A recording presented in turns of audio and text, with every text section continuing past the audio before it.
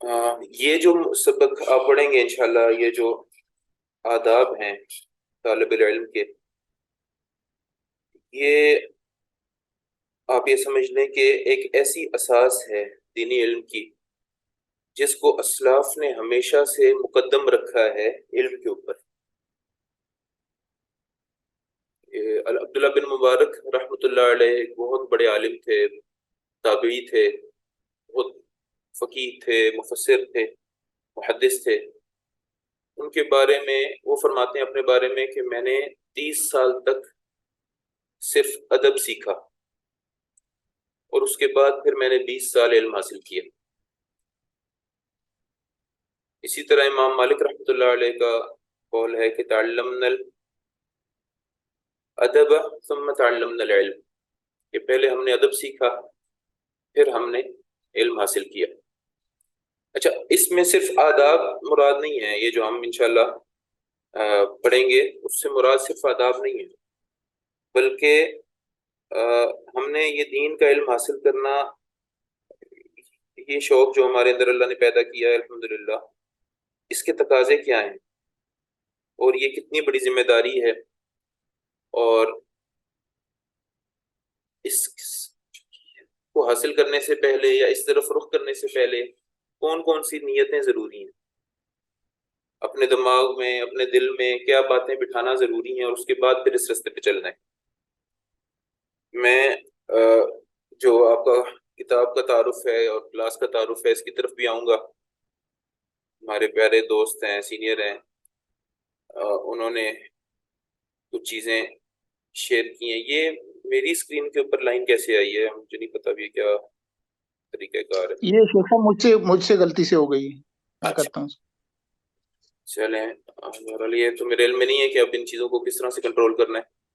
بہرحال تو نبی اکرم صلی اللہ علیہ وسلم نے ارشاد فرمایا کہ لا يزول قدم ابن آدم حتى يسأل عن خمس، کہ قیامت والے دن جب تمام لوگ اللہ کے سامنے حاضر ہوں گے تو ہر ایک بندہ اپنی جگہ پہ ساکت ہوگا، یعنی انسان 5 سوالوں کا جواب دیے بغیر اپنی جگہ سے ہل نہیں پائے گا۔ وہ 5 سوال کیا ہیں؟ نبی اکرم صلی اللہ علیہ وسلم نے ارشاد فرمایا کہ عن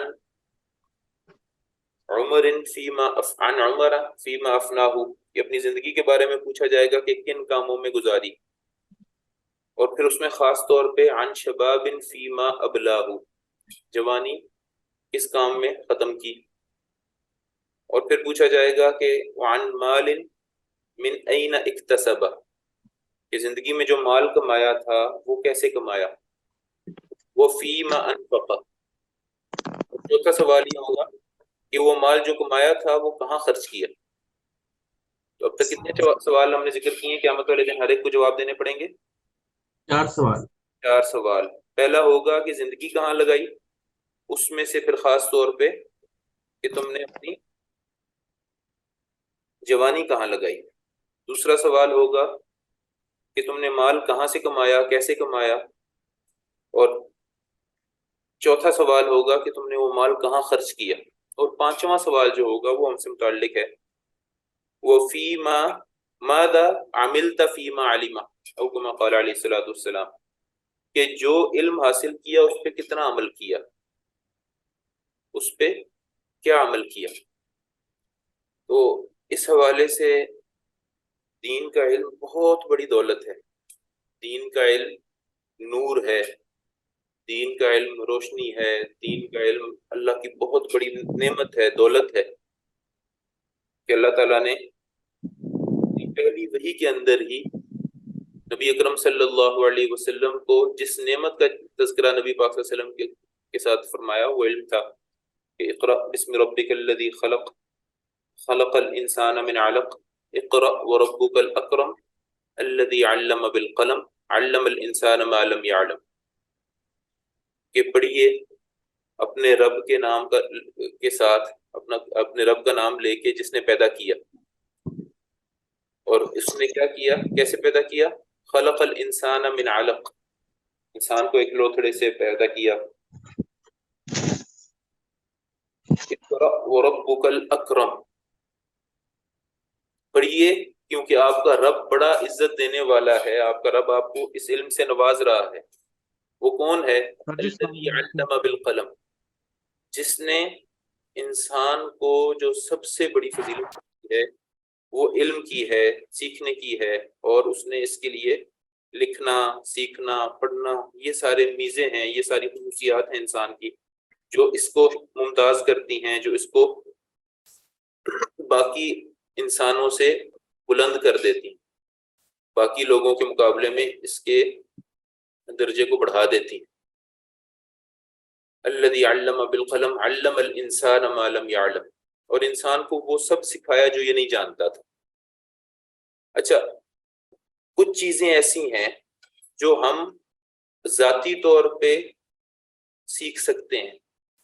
اللہ تعالیٰ نے ہمیں 5 سینسز دیے ہیں، حواس خمسہ دیے ہیں کہ ہم دیکھ کے جان سکتے ہیں آسمان نیلا ہے، اور جو ہے پتے سبز ہیں، اور ہر رنگ کو پہچان سکتے ہیں، چیزوں کی شیپس کو سمجھ سکتے ہیں، ہر چیز کی شکل ہمارے ذہن میں آ جاتی ہے، پھر ہم دیکھ کے پہچان لیتے ہیں کہ اچھا یہ پنکھا ہے، یہ دروازہ ہے۔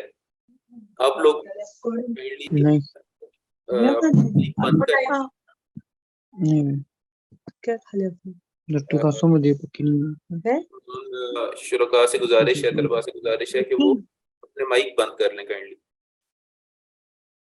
تو اللہ تعالیٰ نے ہمیں حواس دیے ہیں جس کے ذریعے سے ہم بہت سارا علم حاصل کر سکتے ہیں۔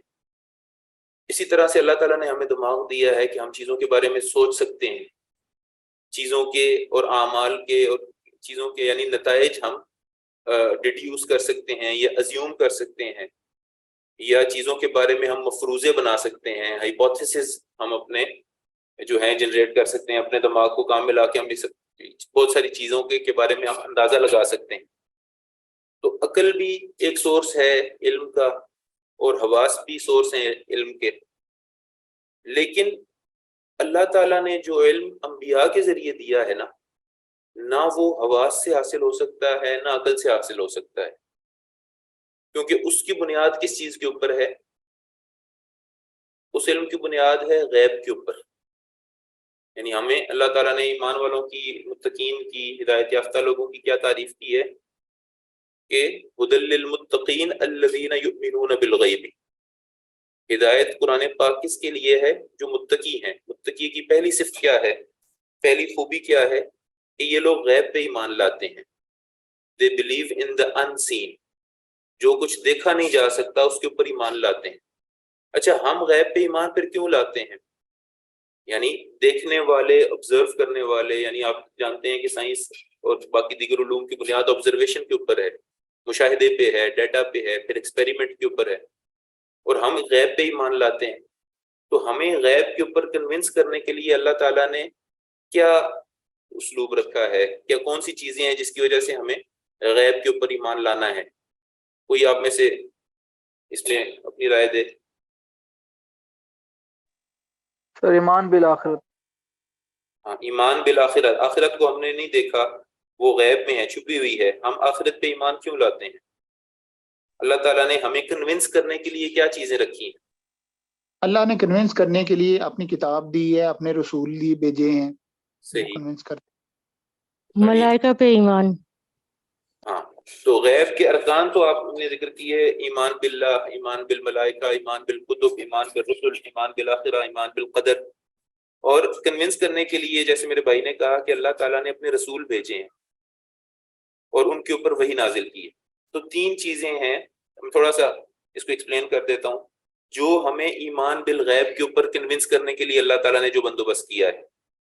پہلی چیز جیسے میرے بھائی نے کہا کہ رسلا مبشرین ومنذرین لئلا یکون للناس علی اللہ حجۃ بعد الرسل، کہ اللہ تعالیٰ نے رسول بھیجے جو خوشخبری بھی دینے والے تھے اور ڈرانے والے بھی تھے، اور رسول کی اپنی ذات، ان کا اپنا کردار، ان کا اپنا اعلیٰ ظرفی، ان کی اپنی شخصیت، ان کا اپنا، ان کی ہسٹری، ان کی سیرت، ان کا طرز عمل، اور ان کے بارے میں لوگوں کی رائے، ان کے بارے میں ان کے زمانے کی لوگوں کی گواہی، یہ ایک سب سے بڑی دلیل ہے لوگوں کو غیب پہ کنونس کرنے کے لیے کہ ان کا کردار، ان کا ماضی، ان کا طور اتوار، ان کی شان، ان کا اخلاق، ان کی کمٹمنٹ، ان کی شخصیت اور اس کے اندر اس کی سچائی ایسی مبین ہوتی ہے کہ ان کے حوالے سے لوگ یہ گمان نہیں کر سکتے کہ یہ شخص جھوٹ بولتا ہوگا.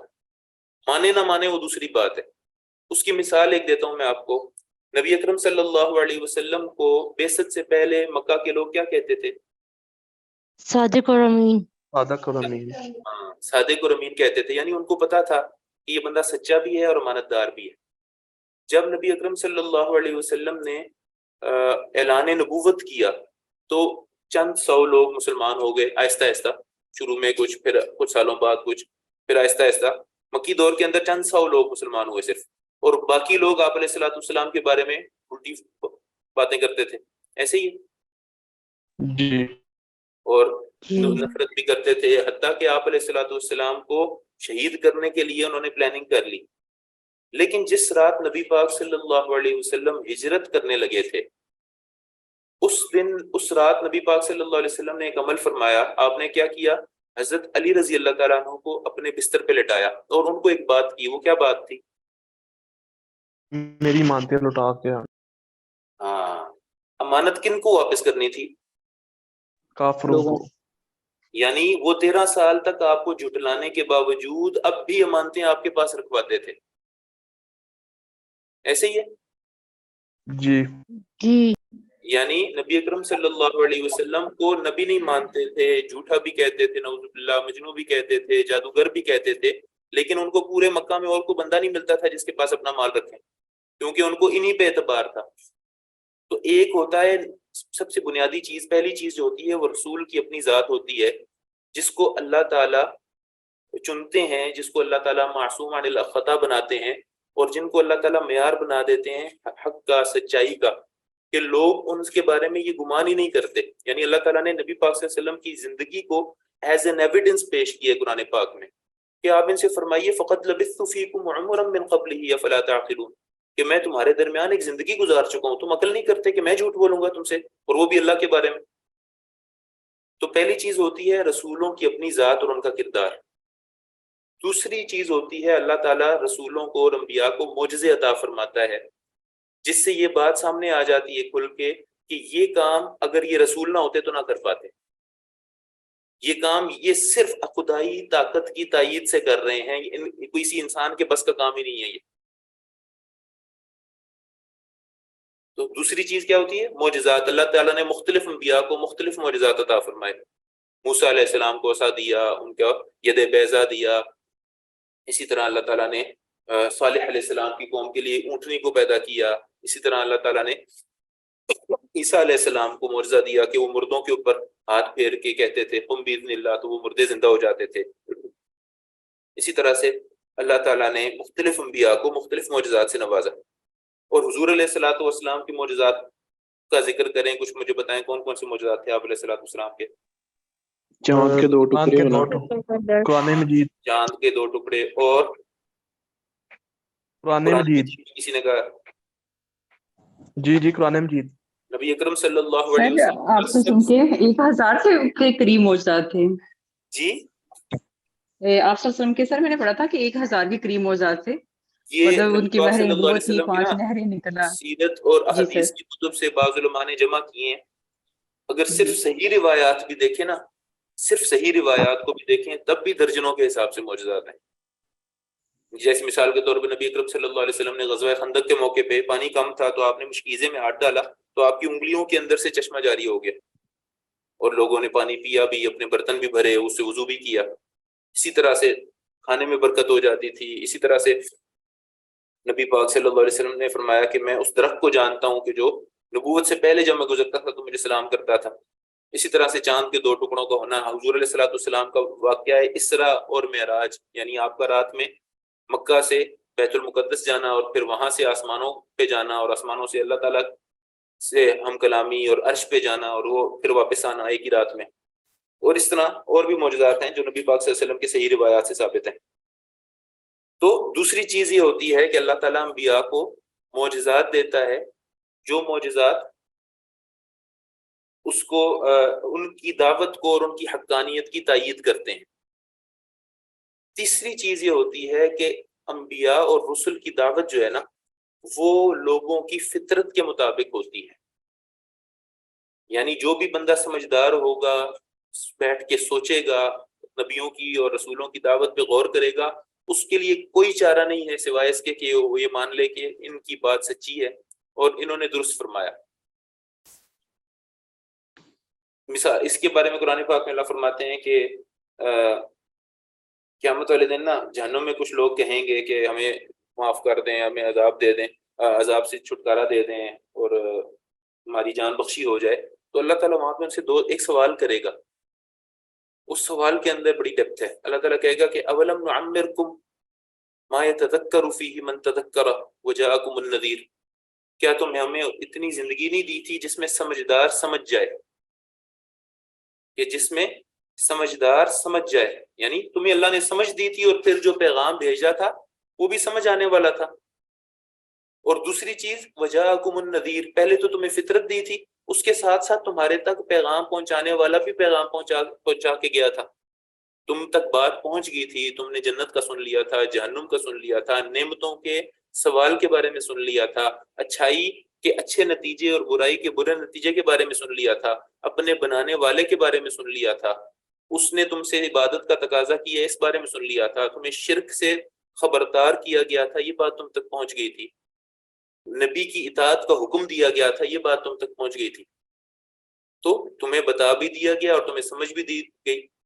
اسی طرح جہنم کے اندر جو اللہ معاف کرے جہنم والے ہوں گے وہ کہیں گے، وہ جب افسوس کریں گے نا اپنی حالت پہ، تو وہ کہیں گے کہ وَقَالُوا لَوْ كُنَّا نَسْمَعُ أَوْ نَعْقِلُ مَا كُنَّا فِي أَصْحَابِ السَّعِيرِ، وہ کہیں گے کہ اگر ہم سنتے اور عقل کرتے، یعنی اگر ہم سنتے یعنی نبیوں کی بات سنتے، اللہ کی بات کو سنتے، جو اللہ کی طرف سے پیغام ہم تک پہنچا تھا اس کے لیے ٹائم نکالتے، اپنی زندگی سے، اپنے جھمیلوں سے، اپنا وقت کو ضائع کرنے سے، اپنا فضولیات میں وقت برباد کرنے سے، گیمنگ سے، یہ جو سوشل میڈیا کو یوز کرنے سے، ٹی وی فلم دیکھنے سے، کھیل کود سے، فضولیات میں گپے لگانے سے، اگر ہم وقت نکالتے اور اللہ کی بات کو سنتے پڑھتے اور عقل کرتے، یعنی اس کی بات کو، اللہ کی بات کے بارے میں سوچتے اور اپنا دماغ استعمال کرتے اور چیزوں کو منطقی طور پہ اپنے سامنے رکھتے، تو آج ہم جہنم میں نہ آتے۔ تو تین چیزیں کیا ہے؟ ایک تو رسولوں کا اپنا کردار، ان کی اپنی شخصیت، دوسرا ان کو معجزات جو دیے گئے، تیسری جو ان کی تعلیم ان کو دی گئی وہ انسان کی فطرت کے عین مطابق تھی، موافق تھی، سمجھ آنے والی چیز تھی۔ سمجھ آنے کا مطلب پتہ ہے آپ کو؟ سمجھ آنے کا کیا مطلب ہوتا ہے؟ غور و فکر، سر جو ان کی یہ پریکٹیکل لائف سے سوال نہیں ہے، میں ویسے سمجھ آنے کا مطلب آپ کو عرض کرتا ہوں کہ آپ نے کبھی دیکھا ہے کہ کوئی آپ لوگ اپنا کیمرہ اور مائک بند کر لیں، سمجھ آنے کا مطلب یہ ہوتا ہے کہ جس طرح کوئی بوتل ہوتی ہے نا، اس کا ایک ڈھکن ہوتا ہے، تو ہر بوتل کا جو پلیز اپنا مائک بند کر رہی ہے، میرے پاس ہے۔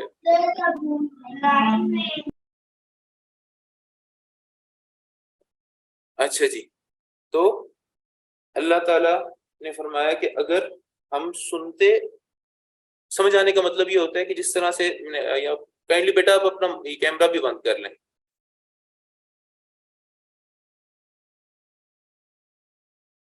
اگر ہم اپنا کیا نام ہے، سمجھ کا مطلب یہ ہوتا ہے کہ جس طرح ہر بوتل کا ایک سر ہوتا ہے نا، اس کے اوپر اسی کا ڈھکن فٹ ہوتا ہے، اسی طرح اللہ تعالیٰ نے ہماری فطرت کے اندر کچھ چیزوں کے بارے میں شعور رکھا ہوا ہے، تو جو صحیح بات ہوتی ہے نا وہ تو بیٹھ جاتی ہے، جو صحیح بات نہیں ہوتی وہ ڈگمگاتی رہتی ہے۔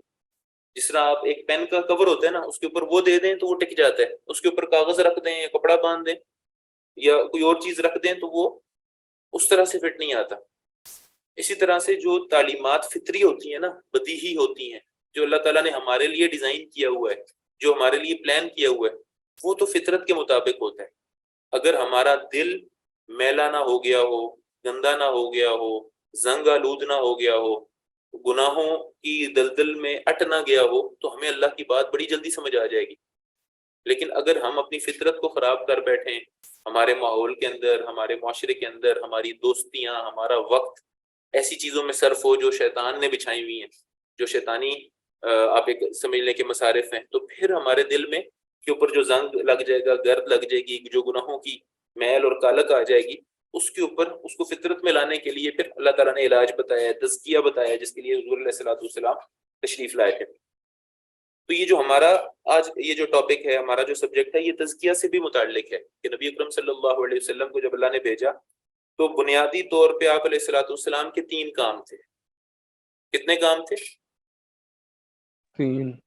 3 کام تھے. اللہ تعالیٰ نے قرآن پاک میں 3-4 جگہ پہ یہ فرمایا کہ نبی پاک صلی اللہ علیہ وسلم کے جو 3 فرائض منصبی تھے ان میں سے ایک تھا یتلو علیہم آیاتی، کہ اللہ تعالیٰ نبی پاک صلی اللہ علیہ وسلم کو اللہ تعالیٰ نے نبی بنا کے بھیجا کہ وہ لوگوں کو اللہ کی آیات پڑھ کے سنا دیں، یعنی سب تک پیغام پہنچا دیں، مسلمانوں تک بھی پہنچا دیں، کفار تک بھی پہنچا دیں، منافقین تک بھی پہنچا دیں، دشمنوں تک بھی پہنچا دیں، دوستوں تک بھی پہنچا دیں. تو پہلا کام تھا تبلیغ کا، یتلو علیہم آیاتہ، کہ سب تک ابلاغ ہو جائے. دوسرا کام تھا وَيُعَلِّمُهُمُ الْكِتَابَ وَالْحِکْمَةَ، اور وہ لوگ جو مان لیں آپ کو، اللہ کا نبی مان لیں، آپ سے سیکھنے آ جائیں، ان کو قرآن اور حدیث سکھائیں، قرآن اور سنت سکھائیں، ان کو بتائیں کہ اللہ آپ سے کیا چاہتا ہے، اللہ نے کیا فرمایا ہے، اور اس کے اوپر عمل کیسے کرنا ہے. یعنی قرآن پاک کی تفسیر ہے، تشریح ہے، اور اس کی پریکٹیکل امپلیکیشن ہے حدیث اور سنت. اور تیسرا کام تھا حضور علیہ الصلوۃ والسلام کا تزکیہ کا، وہ یزکیہم، کہ آپ علیہ الصلوۃ والسلام نے ان کو تبلیغ بھی کی، قرآن و حدیث کی تعلیم بھی دی، اور تزکیہ بھی فرمایا. تزکیہ سے کیا مراد ہے؟ یعنی ایک بندہ نماز پڑھتا ہے لیکن اس کی نیت یہ ہے کہ لوگ دیکھ کے مجھے نمازی کہیں، اس کی نماز اس کے لیے ثواب کا باعث ہے یا گناہ کا باعث ہے؟ گناہ. ہاں، اسی طرح کوئی بندہ صدقہ خیرات کرتا ہے اور اس کے دل میں یہ ہے کہ لوگوں کو پتہ لگ جائے میں کتنا سخی ہوں یا میں کتنا خیر کے کاموں میں خرچ کرتا ہوں، تو یہ اس کا عمل نیکی کا ہے یا شر کا ہے؟ دکھاوا، ریاکاری. ہاں. تو اسی طرح اللہ تعالیٰ نے اس بات کو بھی میک شور کیا کہ لوگ نہ صرف ظاہری طور پہ ٹھیک ہو جائیں بلکہ باطنی طور پہ بھی درست ہو جائیں، ان کا ظاہر بھی بن جائے اور باطن بھی بن جائے، وہ نیکی کریں بھی اور نیکی کی ہی نیت بھی کریں، اور ان کے دل میں حسد نہ ہو، بغض نہ ہو، کینہ نہ ہو، نفاق نہ ہو، مال کی محبت نہ ہو، نفسانی خواہشات کے غلام نہ ہو. ان کا دل صاف ہو جائے، پاک ہو جائے، تاکہ اس میں اللہ اور اس کے رسول کی محبت آ سکے، تاکہ اس میں ایمان آ سکے، تاکہ اس میں علم کا نور آ سکے. تو نبی پاک صلی اللہ علیہ وسلم کی یہ بھی محنت تھی کہ لوگوں کا تزکیہ ہو. اور یہ 3 فرائض منصبی تھے حضور علیہ الصلوۃ والسلام کے، تبلیغ، تعلیم کتاب و سنت کی، اور تزکیہ. تو یہ جو آداب ہم پڑھیں گے کہ طالب علم کو ہم اتنا بڑا ایک یعنی اتنی بڑی دولت سمیٹنے جا رہے ہیں. نبی پاک صلی اللہ علیہ وسلم نے فرمایا کہ انا معشر الانبیاء لا نورث فما تركناه صدقه وانما نورث العلم فمن اخذها اخذ بحظ وافر، كما قال علیہ الصلوۃ والسلام، کہ ہم نبیوں کا طبقہ وراثت میں کچھ نہیں چھوڑتے، ہمارا مال تقسیم نہیں ہوتا، جو ہم چھوڑتے ہیں وہ صدقہ ہو جاتا ہے. اصل میں ہماری وراثت تو علم ہے، جو وہ لے لے گا، جو علم حاصل کر لے گا، ہمارا چھوڑا ہوا، ہمارا دیا ہوا علم جو اپنا لے گا، اس کو بہت بڑا خزانہ مل گیا. اچھا جی. تو نبی اکرم صلی اللہ علیہ وسلم، 2 میری بہنوں نے اپنا جواب جو ہے چیٹ میں دی ہے، میرے خیال ہے نبی پاک صلی اللہ علیہ وسلم کے معجزات کے حوالے سے، اور ٹھیک ہے، شک صدر کا بھی واقعہ حضور علیہ الصلوۃ والسلام کی زندگی میں 3 دفعہ ہوا، اور یہ جو معراج کا واقعہ بھی، یہ بھی آپ علیہ الصلوۃ والسلام کے معجزات میں سے. تو اب ہم دیکھتے ہیں کہ ہم نے کون سی کتاب پڑھنی ہے اور اس کا تعارف کیا ہے، اور اس کے حوالے سے مغیرہ بھائی نے ایک واقعہ لکھا ہے جس کو میں آپ لوگوں کے سامنے پڑھتا ہوں، پھر اس کو ہم ڈسکس کرتے ہیں. وہ کہتے ہیں کہ 1940 میں جنگ عظیم دوم کے سیاق میں آپ کو پتہ ہے کہ 6 ملین یہودیوں کا قتل کیا گیا، یعنی جس کو ہولو کاسٹ کہتے ہیں وہ عام طور پہ، کہ یہ جنگ عظیم دوم سے پہلے تقریباً 60 لاکھ یہودی مارے گئے تھے. جن لوگوں نے قتل کیا وہ ڈاکٹر تھے. ان میں سے ایک ڈاکٹر جس نے گیس چیمبرز کے پروجیکٹ کو لیڈ کیا، اس کا نام ڈاکٹر جوزف مینڈلے تھا. جس کو موت کا فرشتہ لقب دیا گیا. تو اب اس کے حوالے سے تاریخی طور پہ اختلاف بھی ہے کہ واقعی یہ ہولوکاسٹ ہوا تھا یا نہیں ہوا تھا. بہرحال ان کا دعویٰ یہ کہ ایسے ہوا تھا اور کرنے والے جو تھے وہ بڑے پڑھے لکھے لوگ بھی تھے. تو اس منظر میں یہ بات مغیرہ بھائی نے لکھی ہے کہ اس واقعے کے بعد کئی ایجوکیشنسٹ اور ایکسپرٹس نے یہ سوال کرنے پر مجبور ہو گئے کہ ایسا کیوں ہوا, یعنی جن لوگوں کا کام جان بچانا تھا وہی موت کا سبب بنے. انہی میں ایک یہودی ایجوکیشنسٹ اور چائلڈ سائیکولوجسٹ ڈاکٹر ہیم گنٹ, جو کہ ہولوکاسٹ کے سروائیور بھی تھا, یعنی یہ ان لوگوں میں تھا جو ڈیٹینشن کیمپ میں تھے لیکن یہ بچ گیا تھا, اس کو مرنے سے بچ گیا تھا, اس کی جان بچ گئی تھی. تو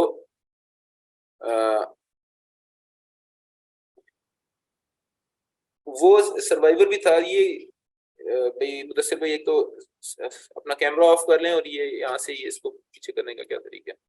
اچھا جی. تو وہ کہتے ہیں کہ اس نے پھر ایک کتاب لکھی, کئی کتب لکھی اس کے بعد, اور اس میں سے ایک اس کا فکرہ انہوں نے یہاں پہ نوٹ کیا ہے کہ I am a survivor of a concentration camp.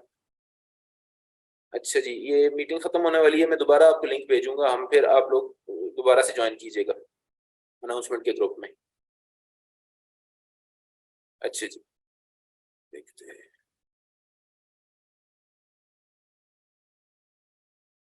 Meeting ختم ہوئی تو ہم دوبارہ شروع کر لیں گے. اچھا جی. I am a survivor of a concentration camp. My eyes saw what no person should witness. کہ میں ایک کنسنٹریشن کیمپ میں بچ گیا تھا, میری آنکھوں نے وہ کچھ دیکھا جو کسی آنکھ کو نہیں دیکھنا چاہیے. یعنی یہ بڑا بد نصیب تھا میں کہ میں نے مجھے یہ چیزیں دیکھنی پڑیں. Gas chambers built by learned engineers, کہ گیس چیمبرز کو بنانے والے بڑے پڑھے لکھے اور بڑے ماہر انجینئر تھے. چلڈرن پوائزنڈ بائی ایجوکیٹڈ فزیشینز, اور بڑے پڑھے لکھے ڈاکٹر تھے جنہوں نے بچوں کو زہر دی. Infants killed by trained nurses, چھوٹے چھوٹے نومولود بچوں کو نرسوں نے مار دیا. Women and babies shot by high school and college graduates, اور عورتوں اور بچوں کو پڑھے لکھے لوگوں نے جو اسکول پڑھے ہوئے تھے, کالج پڑھے ہوئے تھے, انہوں نے گولیاں مار دی. So I am suspicious of education. تو میں تو اب علم کے بارے میں بڑا, یعنی میری رائے بدل گئی ہے اور میں بڑا شک میں پڑ گیا ہوں کہ یہ کیسا علم ہے کہ ان لوگوں نے اتنا بڑا ڈگریاں حاصل کی اور اس کے بعد یہ قتل کر رہے ہیں. My request is help your children become human. میری یہ گزارش یہ ہے کہ ایسا کرو, اپنے بچوں کو انسان بناؤ. Your efforts must never produce learned monsters. آپ کی کوششیں لوگوں کو تعلیم دینے کی پڑھے لکھے جاننے والے درندے نہ بنائیں.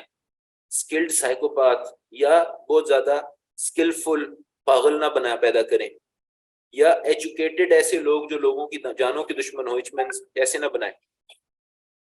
اچھا جی. اس کے بعد so I am suspicious of education. اس کے بعد کہتے ہیں کہ reading writing and arithmetic are important only if they serve to make our children more human. یہ لکھنے پڑھنے کا فائدہ تبھی ہوگا اگر ہمارے اندر انسانیت بھی پیدا ہوئی, ہمیں اس علم کا فائدہ تبھی ہوگا. تو یہ تو اس نے ایک دنیاوی اعتبار سے علم کے بارے میں اپنی رائے دی کہ آپ نے پڑھایا لکھایا, ڈگریاں دیں, اور ان لوگوں نے انسانوں کو قتل کیا. تو ایسے لوگ نہ پیدا کیے جائیں جو کہ انسانیت کی دشمن بن جائیں. اسی طرح سے یہ تو دنیاوی علم ہے نا, دین کا معاملہ تو اس سے زیادہ نازک ہے. میں پچھلے دنوں چونکہ تاریخ منسوب کی جاتی ہے واقعہ معراج کے ساتھ, تو میں اس حوالے سے حدیث پڑھ رہا تھا. ایک حدیث شریف آئی, نبی پاک صلی اللہ علیہ وسلم نے وہاں پہ ایک لوگوں کا ایک گروہ دیکھا جو جہنم میں جن کو عذاب ہو رہا تھا, اور ان کے ہونٹوں کو جہنم کی آگ کی کینچی سے کاٹا جا رہا تھا. تو نبی پاک صلی اللہ علیہ وسلم نے ارشاد فرمایا کہ یہ کون لوگ ہیں؟ جبریل سے پوچھا, جبریل امین علیہ السلام سے. تو جبریل امین نے آگے سے عرض کیا کہ یا رسول اللہ, یہ وہ آپ کے امت کے خطیب ہیں. اور اس کے اوپر باب باندھا ہوا تھا جو جنہوں نے یہ, میں تحریر جن کی پڑھ رہا تھا, انہوں نے باب باندھا ہوا تھا کہ یہ وہ لوگ ہیں جو لوگوں کو نیکی کا حکم کرتے ہیں اور خود اس پہ عمل نہیں کرتے, یا یہ وہ لوگ ہیں جو علم رکھتے ہیں لیکن اس کو کبھی چھپا لیتے ہیں, یا یہ وہ لوگ ہیں جو اپنے علم کو لوگوں کو لڑانے بڑھانے میں استعمال کرتے ہیں, جو فرقہ پرست ہیں, جو متعصب ہیں, جو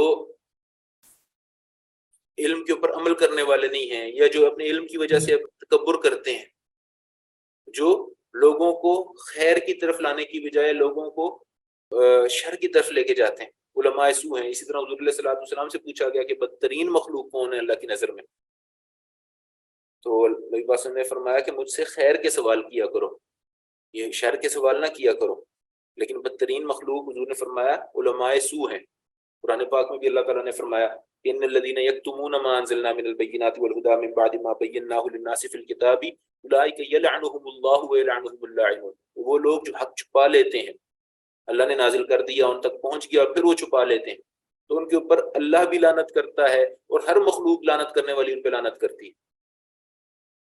اسی طرح سے اللہ تعالیٰ نے یہود کے علماء کے بارے میں کہا کہ مثل الذین حملوا التوراۃ ثم لم يحملوها كمثل الحمار يحمل اسفارا، جن کو اللہ نے تورات کا علم دیا انہوں نے اس کے ساتھ کیا کیا کہ اس پہ عمل ہی نہیں کیا، اس کو کھول کے ہی نہیں پڑھا، اس کے مطابق زندگی ہی نہیں گزاری۔ ان کی مثال ایسی ہی ہے کہ جس طرح آپ کسی گدھے کے اوپر کو سامان لاد دو تو گدھا چونکہ اس سامان سے فائدہ نہیں اٹھاتا، اسی طرح یہ لوگ بھی اپنے علم سے فائدہ نہیں اٹھاتے۔ تو ہم دین کا علم تو پڑھنے جا رہے ہیں انشاءاللہ، لیکن ہم نے اپنی نیت کو درست کرنا ہے اور ہم نے اپنے اعمال کو اس کے مطابق ڈھالنا ہے۔ دیکھیں دین کا علم جو ہے نا، یہ ہمیں اللہ سے اور آخرت کی نعمتوں سے قریب کرنے کے لیے ہے۔ یہ ہمیں حضور نے فرمایا کہ من سلک طریقا یلتمس فیہ علما سہل اللہ لہ بہ طریقا الی الجنہ، کہ جس نے ایک ایسا راستہ چنا جس کے اوپر وہ دین کا علم حاصل کرتا ہے تو اللہ تعالیٰ اس راستے کی برکت سے اور اس کی اس نیت کی برکت سے اس کے لیے جنت کا راستہ آسان کر دے گا۔ اب یاد رکھیں کہ اگر یہ علم بھی آ رہا ہو لیکن زندگی نہ بدل رہی ہو، اللہ کا خوف نہ آ رہا ہو، اللہ کی محبت نہ آ رہی ہو، اور جو کچھ ہم سیکھ رہے ہیں وہ عمل میں نہ آ رہا ہو، تو پھر یہ علم تو شیطان کو بھی ہے، یعنی شیطان کو بھی پتہ ہے کہ نماز فرض ہے اسی لیے وہ ہمیں نہیں پڑھنے دیتا، شیطان کو بھی پتہ ہے گناہ کیا کیا ہے اسی لیے وہ لوگوں کو کرواتا ہے، تو پتہ تو اسے بھی ہے، اس نے تو اللہ سے بات بھی کی بھی۔ آپ کو پتہ ہے نا قرآن پاک میں اللہ نے بتایا کہ میرے ساتھ شیطان کے مکالمے ہوئے ہیں اور اللہ نے لکھے ہیں، اور وہ تو عبادت کر کر کے وہاں تک پہنچ بھی گیا تھا۔ تو صرف علم حاصل کر لینا کافی نہیں ہے، بلکہ اس علم کے مطابق زندگی گزارنا، اس علم کے مطابق جو ذمہ داریاں اس کے ساتھ آ رہی ہیں ان کو پورا کرنا، اور پھر اس علم کی ترویج کرنا، اس کو پہنچانا آگے، اور اس کے مطابق اپنی زندگی کو سنوارنا، اور پھر اس علم کی وجہ سے جو اللہ کی نعمتیں آتی ہیں اس کی وجہ سے متکبر نہ ہونا۔ تو یہ ساری چیزیں ہیں جو انشاءاللہ ہم پڑھنے کی کوشش کریں گے۔ بہرحال آگے چلتے ہیں کہ وہ کہتے ہیں کہ آپ دیکھیں کہ تنقید کرنے والوں نے تنقید کی پر کسی نے اس نظام کو بدلا نہیں بدلا، کہ یہ لوگ کہہ رہے ہیں کہ جی یہودی سروائیور نے کہا کہ میں نے دیکھا کہ لوگوں نے اس طرح بچوں کو مارا، عورتوں کو مارا، لیکن اس کے باوجود آج یہی یہودی اسرائیل میں فلسطین میں کس طرح سے مار رہے ہیں بچوں کو، عورتوں کو۔ کل کی بات ہے انہوں نے گاڑیاں اپنی چڑھا دی ہیں، 10 بندے نیچے کچل دیے، اور ہزاروں کی تعداد میں جو ہے ان لوگوں نے عصمت دری کی ہے اور قتل کیے ہیں، شہادتیں ہیں، اور کوئی ایسی خباثت اور کوئی ایسا ظلم نہیں ہے جو انہوں نے نہ چھوڑا ہو۔ اسی طرح 1.5 ملین کے قریب مسلمانوں کو افغانستان میں اور عراق میں امریکہ نے مارا ہے، اسی طرح سے برما میں جو کچھ ہوا، کشمیر میں جو کچھ ہو رہا ہے۔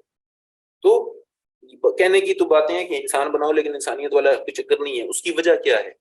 چونکہ مادہ پرستی یا پھر ہیڈنزم کہتے ہیں کہ کوئی بندہ یہ سمجھ لے کہ زندگی کا مقصد صرف لذت حاصل کرنا ہے، the maximum pleasure you gain, the maximum happiness or the maximum purpose of life is being fulfilled، کہ جتنا زیادہ تم مزہ آ جائے گا تمہیں، جتنا زیادہ تم خوشیاں حاصل کر لو گے، لذتیں سمیٹ لو گے، اتنا تم اپنی زندگی کو زیادہ انجوائے کر رہے ہو یا اس کو ٹو دا فلسٹ گزار رہے ہو۔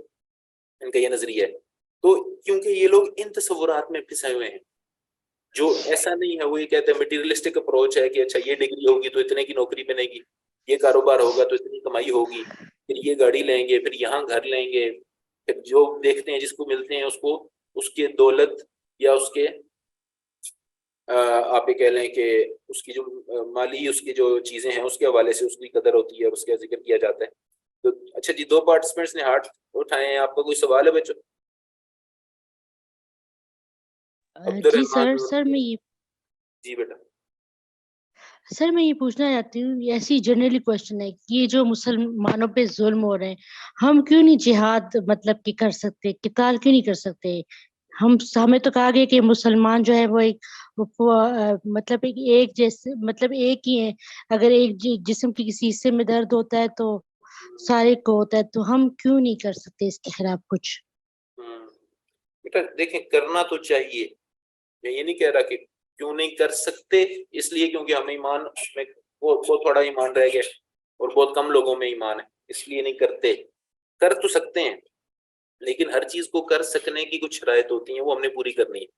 آپ کو پتہ ہے کہ کتنا ظلم ہوا مکہ کے اندر جب مسلمان لوگ نئے نئے مسلمان ہو رہے تھے اور نبی پاک صلی اللہ علیہ وسلم انہیں اسلام کی طرف بلا رہے تھے، لیکن اللہ تعالیٰ نے اس وقت جہاد کی اجازت نہیں دی، کیونکہ اس وقت جہاد کو ریگولیٹ کرنے کے لیے ریاست کا ہونا ضروری تھا۔ جب نبی پاک صلی اللہ علیہ وسلم نے ریاست مدینہ قائم کر دی تو اللہ تعالیٰ نے ساتھ ہی پہلے اجازت دی، پھر حکم دے دیا جہاد کا۔ تو جہاد تو فرض ہے اور جہاد فرض رہے گا قیامت تک کے لیے، اور مسلمانوں کو کرنا بھی چاہیے۔ لیکن مسلمان تو آج نماز نہیں پڑھتے، مسلمان تو آج انہیں توحید اور شرک کا فرق نہیں پتہ، انہیں سنت اور بدعت کا فرق نہیں پتہ، انہیں جمہوریت اور خلافت کا فرق نہیں پتہ، انہیں سود اور زکوٰۃ کا یا صدقے کا فرق نہیں پتہ، انہیں اپنی سیاست کے اندر، اپنی معیشت کے اندر، اپنی معاشرت کے اندر، اپنے اخلاق کے اندر، اپنے عقائد کے اندر، اپنی عبادات کے اندر صحیح اور غلط کی تمیز نہیں ہے۔ جہاد تو مسلمانوں کو کرنا چاہیے، لیکن کون کرے گا جہاد مسلمانوں میں سے؟ اور دوسرا، جو لوگ دین کے حوالے سے دینی حمیت بھی رکھتے ہیں، وہ بھی آپ کس کے اوپر ٹرسٹ کر سکتے ہیں؟ کون دعویٰ تو سارے کرتے ہیں، ساری تنظیموں والے، ساری جماعتوں والے، سارے فرقوں والے، کہ ہمیں دین کی صحیح سمجھ ہے، لیکن اس چیز کا فیصلہ کون کرے گا کہ صحیح سمجھ ہے یا نہیں ہے، کس کا منہج صحیح ہے کس کا نہیں ہے؟ تو اللہ تعالیٰ مسلمانوں کو توفیق دے۔ مظلوم مسلمانوں کی مدد کرنے کے لیے بھی جہاد بھی فرض ہے، اس کو معطل نہیں کر سکتے نہ ہم کہہ سکتے ہیں، لیکن ہم تو بڑی بیسک بنیادوں میں، بڑی بنیادی مسائل میں گرے ہوئے ہیں کہ ہمارے ہاں تو اب مسئلہ یہ آ گیا ہے کہ اس زمانے کے اندر تو ہمارے اسکول، کالج، یونیورسٹی اور حتیٰ کہ مدرسے کے بچوں کو بھی اتنے فتنے ان کے سامنے ہیں، اتنی آزمائشیں ان کے سامنے ہیں، اتنی خرابیاں ان کے سامنے ہیں کہ لوگوں کا ایمان اور دین کی حفاظت ایک چیلنج بن گیا۔ تو اللہ تعالیٰ ہمیں دین کو پڑھ کے، دین کو سمجھ کے، اس کے مطابق اپنی بھی زندگی اور سب باقی لوگوں کے اوپر بھی نبی پاک صلی اللہ علیہ وسلم کی تعلیمات کی خیر بانٹنے کی توفیق عطا فرمائے۔ آمین۔ بہرحال یہ ٹاپک باقی یعنی جو سبجیکٹس ہیں ان کے اندر بھی آپ ڈسکس کر سکتے ہیں۔ ہم کوشش کرتے ہیں کہ باقی وقت میں اپنا آج کا یہ تعارف کر لیں تھوڑا سا کتاب کا جو ہم نے پڑھنی ہے۔ تو بہرحال وہ کہہ رہے ہیں کہ یہی لوگ ہیں جنہوں نے آج بھی ویپنز آف میس ڈسٹرکشن بنائے ہیں، یہ ایٹم بم، میزائل، اور یہ فاسفورس بم، اور یہ ہائیڈروجن بم، اور یہ بایو کیمیکل بمز، جن کی وجہ سے انسانی جان ہی خطرے میں ہے، اور پھر اس طرح کے جو کچھ انہوں نے ماحول کے ساتھ اور انسانیت کے ساتھ کیا ہے، اور جس طرح سے اخلاقیات کے جنازے نکالے، اور جس طرح سے مٹیریلزم کو اور کنزیومرزم کو اور انڈسٹریلزم کو اور انڈیویجولزم کو فروغ دیا ہے۔ تو یہ بہت سارے افکار ہیں اور آئیڈیالوجیز ہیں جن کو جاننے کی، پڑھنے کی ضرورت ہے ان لوگوں کی، اور اس وقت کی دنیا کی حقیقت کو سمجھنے کے لیے۔ لیکن بہرحال کہنے کا مطلب شارٹ کہ ان لوگوں کے سامنے مسائل تو ہیں، ان کے پاس حل نہیں ہے۔ حل اللہ تعالیٰ نے دیا ہے نبی پاک صلی اللہ علیہ وسلم کے ذریعے، اور وہ حل ہمارے ہاں مسلمانوں نے بھی اس کو کھول کے پڑھنا اکثریت نے گوارا نہیں کیا۔ ہم میں سے اکثر دین کو بس ثواب کے لیے قرآن پاک کی تلاوت کی جاتی ہے ہمارے ہاں، ثواب کی نیت سے۔ نظام زندگی ہے، اس کو سیکھ کے اس کو ہم نے اپنے اوپر منطبق کرنا ہے، اس کے مطابق اپنی زندگیوں کو ڈھالنا ہے، نبی پاک صلی اللہ علیہ وسلم کی تعلیمات کو سامنے رکھ کے ہم نے دین کا احیاء کرنا ہے۔ یہ بات سمجھ میں آ جائے تو پھر ہم خیر کی طرف اور ترقی کی طرف اور عزت کی طرف سفر کر سکتے ہیں، اور یہ سفر بڑا جلدی ہو سکتا ہے۔ آپ کو پتہ ہے، میں ایک مثال دیتا ہوں کہ 700 سال یہ نوٹ کریں، 700 سال تک پرشین امپائر اور Roman empire, eastern Roman empire آپس میں جنگیں لڑتے رہے، اور 700 سال کے اندر 1000 بیٹلز ہوئی ہیں ان کی، ان دو اس وقت کی دنیا کی سپر پاورز کے درمیان میں۔ نبی صلی اللہ علیہ وسلم سے ان کے وقت سے پہلے کی سارا بات کر ان رہے کے وقت سے بہت پہلے، 700 سال میں فرض کر رہا ہوں نا، 700 سال تک ان کی جنگیں ہوتی رہیں، اور جب اللہ تعالیٰ نے مسلمانوں کو ایمان پہ کھڑا کیا تو ٹوٹل 4 سال لگے ہیں۔ مسلمانوں کا پہلا مارکا جو تھا ان کے ساتھ غزوہ تبوک کا، اس سے لے کے دونوں امپائرز کو مسلمانوں نے سرنگوں کر لیا صرف 4 سال کے اندر۔ 14ویں ہجری کے اندر ایسٹرن رومن امپائر بھی غالب آ چکی، مغلوب ہو چکی تھی، اور مسلمان خالد بن ولید کی قیادت میں غالب آ چکے تھے، اور اسی سال کے اندر پرشین امپائر، فارس کی جو سلطنت تھی، وہ بھی مغلوب ہو گئی تھی۔ تو جب ایمان والے ایمان پہ کھڑے ہوتے ہیں نا، پھر اللہ اللہ تعالیٰ کی مدد فوراً آ جاتی ہے، پھر اللہ اسباب کا بھی انتظار نہیں کرتا. آپ کو پتہ ہے نا بدر میں کتنی تلواریں تھیں مسلمانوں کے پاس؟ 7 یا 9 تلواریں. 313 بندے تھے لڑنے والے، اور ان میں سے 7 یا 9 کے پاس تلواریں تھیں. باقیوں کے پاس کیا تھا؟ کھجور کی ٹہنیاں، کھجور کے درخت کی ٹہنیاں. لیکن اللہ کی مدد آ گئی تو 1000 زرہ بند لوگ جنہوں نے اپنے جسم کے اوپر سٹیل کے خول پہنے ہوئے تھے اور سر پہ ہیلمٹ پہنے ہوئے تھے، اور ان کے پاس نیزے بھی تھے، تیر بھی تھے، تلواریں بھی تھے، گھوڑے بھی تھے، سب کچھ تھا. ان سب کو اللہ نے ہرا دی، بس اللہ کی مدد آئی اور جیت گئی. تو ہمارا مسئلہ کیا ہے کہ آج بھی ہو جو براہیم سعی ماں پیدا، آگ کر سکتی ہے انداز گلستان پیدا. ہمارے اندر کمی صرف ایمان کی ہے اور عمل کی ہے اور اخلاص کی، اور کمی کوئی نہیں ہے. مسلمانوں کو تو اللہ تعالیٰ نے دولت بھی دی ہے، سب کچھ دی ہے، بندے بھی دی، لیکن اصل اللہ کے اوپر یقین نہیں ہے، اللہ کے حقوق ہم نہیں ادا کر رہے. تو بس سر پلیز یہ جو آپ نے بتایا کہ کتنی دیر مسلمانوں کو اس پہ آنے پہ غالب آنے میں لگی، کتنے سال؟ میں آپ کو بتا رہا ہوں کہ 4 سال کے اندر مسلمانوں نے، جیسے ہی ان کے ساتھ مسلمانوں کو پہلا انٹریکشن ہوا تھا غزوہ تبوک کے موقع پہ حضور کی قیادت میں 10ویں ہجری میں، اور 14ویں ہجری میں دونوں سپر پاورز جو تھیں، امپائرز تھیں، یہ تو ہسٹری کا حصہ ہے نا، یہ ان دونوں کو مسلمان فتح کر چکے تھے. اچھا جی، اب ہم اپنے ٹاپک کی طرف آتے ہیں جی، کہ اس بات کا پتہ چلتا ہے کہ there is no greater power than knowledge، کہ علم یا بڑی طاقت ہے، اور اگر آپ کسی بڑی طاقت اور قوت سے آراستہ ہو رہے ہیں اپنے آپ کو، تو آپ پر اتنا ہی ضروری ہے کہ اس کے لیے ٹرین کیا جائے. یعنی جس کو صلاحیت دی جا رہی ہے اس کو یہ بھی بتایا جائے کہ تم نے اس صلاحیت سے خیر کے کام کرنے. کسی کو آپ کراٹے سکھا دیں اور وہ جناب چوریاں ڈکیتیاں شروع کر دیں تو مسئلہ بن جائے گا. اسی طرح سے بالفاظ دیگر ویسٹرن ایجوکیشن سسٹم میں ہم اپنے بچوں کو پاور ٹولز دے رہے ہیں، لیکن ہم ان کو مورل اور ایتھیکل انٹیلیجنس کے بارے میں ٹرین نہیں کر رہے. آپ دیکھتے ہیں کہ کتنے ہمارے یہاں ڈاکٹر ایسے ہیں، خاص طور پہ گائنیکولوجسٹ ایسی ہوتی ہیں جو صرف پیسے بنانے کے لیے مل کے اسپتال کے ساتھ بچیوں کے آپریشن کرتی ہیں اور ان کو زندگی بھر کے لیے تکلیف میں ڈال دیتی ہیں. اور اسی طرح سے ڈاکٹر پکڑے گئے تھے جو لوگوں کو اغوا کر کے ان کے گردے نکالتے تھے. اور اللہ معاف کرے جتنے یہاں وکیل کتنے ایسے ہیں جو پڑھ لکھ کے لوگوں کی مجبوریوں کا فائدہ اٹھاتے ہیں اور جھوٹے اور چوروں اور ڈکیتوں اور قاتلوں کے مقدمے لڑتے ہیں. اور اسی طرح سے ہر محکمے میں اللہ تعالیٰ معاف کرے. اسی طرح تو یہ آداب پڑھنا اور ہم علم کیوں حاصل کر رہے ہیں اور اس کو ہم نے پھر کس طرح سے اس سے اپنی زندگی بدلنی ہے اور اس سے ہم نے کس طرح سے مثبت کردار ادا کرنا ہے، اس لیے یہ ٹاپک پڑھنا، یہ جو ہمارا جو سبق ہے اس حوالے سے بہت اہم ہے. تو کہہ رہے ہیں کہ جی وہ اخلاق اور آداب جو انسان کی علمی جہاد کو متعین کرتا ہے، جو اس کی اورینٹیشن کو مقرر کرتا ہے، وہ کدھر ہے؟ یہ تو دنیاوی علم کی بات ہے جس میں انسان کی دنیا تباہ ہوتی ہے. دینی علم کا معاملہ تو مزید حساس ہے چونکہ وہاں انسان کی آخرت بھی داؤ پر لگ جاتی ہے. اسی لیے اللہ کے رسول صلی اللہ علیہ وسلم نے فرمایا الا ان شر الشر فرار العلماء وان خیر الخیر خیار العلماء، کہ سب سے گندی چیز اللہ کی نظروں میں ساری برائیوں سے بڑی برائی ہے، سب گندوں سے بڑا گند گندے علماء ہیں، علماء سو ہیں، اور تمام خیروں سے اچھی خیر وہ اچھی علماء ہیں. یعنی یہ جس راستے پہ ہم چل رہے ہیں، یا تو ہم اللہ کے حکم سے، اللہ کی مرضی سے، اللہ کی توفیق سے، اللہ کے فضل سے، اللہ کے احسان سے، اللہ کی معافی سے، اللہ کی رحمت سے، اللہ کے کرم سے، اللہ کی احسان سے، یا تو ہم جنت الفردوس میں جا سکتے ہیں، یا پھر خدا نخواستہ اگر ہم نے، اللہ معاف کر دے، اگر ہم نے اس علم کو صحیح طور پہ اس کا حق ادا نہ کیا تو پھر ہم اللہ کی نظروں میں سب سے برے بھی بن سکتے ہیں. تو اب ہم لوگوں نے جو راستہ چوز کیا ہے یہ بڑا نازک معاملہ ہے.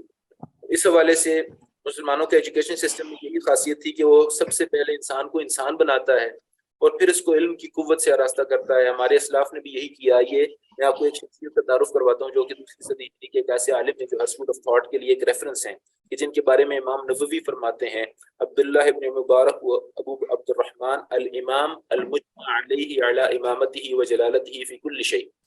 عبداللہ ابن مبارک جن کی کنیت ابو عبد الرحمن ہے، ایک ایسے امام ہیں وہ تمام علوم کے اندر امام مانا جاتا ہے اور تمام علماء اور تمام مکاتب فکر کے لوگ ان کو امام مانتے ہیں. اچھا جی، اس کے بعد عبداللہ بن مبارک اپنے بارے میں فرماتے ہیں کہ طلبت الادب 30 سنہ وطلبت العلم 20 سنہ وكان السلف يطلبون الادب قبل العلم، کہ میں نے 30 سال تک ادب سیکھا، پھر اس کے بعد 20 سال تک میں نے علم حاصل کیا. اور سلف یعنی پرانے علماء، ان کے دور کے تابعین صحابہ، ان کا یہی طریقہ تھا کہ پہلے ادب سیکھتے تھے پھر علم حاصل کرتے تھے. تو ان کے بارے میں اسماعیل بن عیاش فرماتے ہیں کہ ما علی وجہ الارض مثل عبد اللہ بن مبارک ولا اعلم ان اللہ خلق خصلة من خصال الخیر الا وقد جعلها اللہ فی عبد اللہ بن المبارک، کہ میں نے زمین کے اوپر عبداللہ ابن مبارک جیسا نہیں دیکھا، اور نہ میں کوئی ایسے اچھے اخلاق کو، ایسی اچھی خوبی کو جانتا ہوں جو اللہ نے پیدا کی ہو اور اس کو اللہ نے عبداللہ بن مبارک میں نہ رکھی ہو. یعنی اتنی زیادہ کھل کے تعریف کی ہے ان کی اسماعیل ابن عیاش رحمۃ اللہ علیہ نے. اور ایک اور سفیان ابن عیینہ بہت بڑے تابعی ہیں، بہت بڑے عالم ہیں، یہ فرماتے ہیں کہ میں نے صحابہ میں اور عبداللہ ابن مبارک میں یہی فرق دیکھا ہے کہ ان کو صحبت نصیب نہیں ہوئی حضور علیہ الصلوۃ والسلام، باقی ان کی زندگی، ان کا اعمال، ان کے کردار ویسے ہی تھے جیسے صحابہ کے تھے. تو انہوں نے کیا، میں نے 30 سال تک ادب سیکھا. تو اسی لیے مقدمہ میں شیخ بکر ابو زید اس بات کی نہایت تاکید کرتے ہیں کہ علم کے نزول سے پہلے اس موضوع کو ضرور پڑھا جائے، اور وہ اس بات پر پریشانی کا اظہار کرتے ہیں کہ اس موضوع کی اہمیت دن بدن کم ہوتی جا رہی ہے. اور یہ بات ان کی درست ہے، چونکہ اگر آپ دیکھیں کہ ہمارے ہاں جتنے بھی مضامین اور سبجیکٹس پڑھائے جاتے ہیں، کبھی علم کے آداب اور اخلاق کے بارے میں نہیں پڑھایا گیا. ایتھکس، نالج آف ایتھکس کیوں نہیں؟ چونکہ ہم یہ سمجھتے ہیں کہ شاید اس کی اہمیت نہیں ہے. لیکن یہ تو ایک بندے کا واقعہ انہوں نے لکھا ہے نا، کئی مثالیں ہیں ایسی صحابہ میں بھی اور تابعین میں بھی اور اسلاف میں کہ وہ ادب کو بہت اہمیت دیتے تھے. یہ کتاب جو ہم پڑھیں گے انشاءاللہ اس کا نام ہے حلیۃ طالب العلم، طالب علم کا زیور. اس کتاب کے مصنف کا نام شیخ بکر بن عبداللہ ابو زید ہے، جو سعودی عرب کی معروف علمی شخصیت تھی. آپ لجنہ فتاوی اور اعتبار ان کے بارے میں ان کا تعارف آپ پڑھ لیں گے، اور ان کی کتاب کی کس کس نے شروعات کی اس کے بارے میں لکھا ہے. اور باقی ہم انشاءاللہ جب کتاب پڑھیں گے تو آپ کو کوئی کویشچن ہو آپ کر سکتے ہیں. اس کے ساتھ نوٹس کے ساتھ ساتھ ایک کویشچنر ہوگا، 4 سوال بنائے ہوئے ہیں انہوں نے نوٹس کے ساتھ، وہ لوگ آپ لوگ فل کر کے معلم سے ڈاؤن لوڈ کریں گے اور اس کو فل اپ کر کے آپ معلم کے اوپر دوبارہ اپلوڈ کر دیں گے. میں سلاٹ وہاں پہ اسائنمنٹ کا ساتھ ساتھ بنا دوں گا.